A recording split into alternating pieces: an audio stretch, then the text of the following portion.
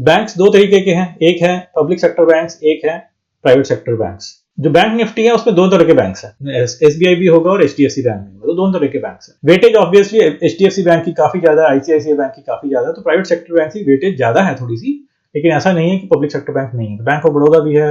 अब अगर आप इसको देखेंगे आप, तो ये चार्ट ऊपर ऐसे चल रहा है, सीधा ही चल रहा है। ये कोविड में गिरावट हुई थी, भारी गिरावट हुई थी, लेकिन उसके बाद भी ऊपर चलता है, चल ही जा रहा है। क्यों चल रहा है? क्योंकि कोई भी इकॉनमी हो, चाहे वो भारत की इकॉनमी हो या किसी भी अन्य किसी देश की इकॉनमी हो, बैंक से बिना तो चल ही नहीं सकती है। इंडस्ट्री को अगर पैसा चाहिए, लोन चाहिए, तो बैंक्स के पास जाएंगे। लोगों को अगर कुछ कंज्यूमर लोन्स चाहिए, कुछ कार लोन्स चाहिए, होम लोन्स चाहिए, तो बैंक के पास जाएंगे।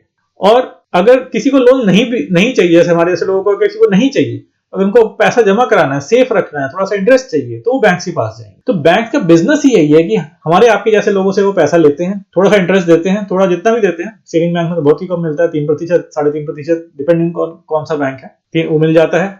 आगे वो लोन पे पैसा दे देते हैं, इंडस्ट्री को देते हैं। वो देखा जाता है कि किस तरह का रिस्क है, कितना नहीं है, तो 15%, 16%, 17%, 18% तक भी ऐसे लोन्स चले जाते हैं। अगर होम लोन्स की बात करें तो ऑब्वियसली वो थोड़े से सस्ते होते हैं कि वहां पर रिस्क कम होता है, लेकिन अगर इंडस्ट्रियल लोन्स हैं तो वो 15% तक चले जाते हैं, आराम से चले जाते हैं। तो अब जब किसी भी कंट्री की इकोनॉमी बैंक से बिना नहीं चल सकती, बैंकिंग सिस्टम के बिना नहीं चल सकती है, और इंडिया की तो अच्छी इकोनॉमी है, आगे आने वाले टाइम में बढ़ेगी, जैसे भी बढ़े। कोई कुछ बोलता रहे कि जीडीपी कम हो रही है, ज्यादा हो रही है, ये हो रहा है, वो हो रहा है। पिछले 20-25 साल में सब यही हो रहा है कि इंडिया की इकोनॉमी 6-7% पे ही ग्रो कर रही है। कम भी हो जाती है, 5-5.5% भी हो जाती है, बट ज्यादा भी हो जाती है, 8% भी चली जाती है, लेकिन ग्रो कर रही है। वो एवरेज 6-7% पे ही ग्रो कर रही है।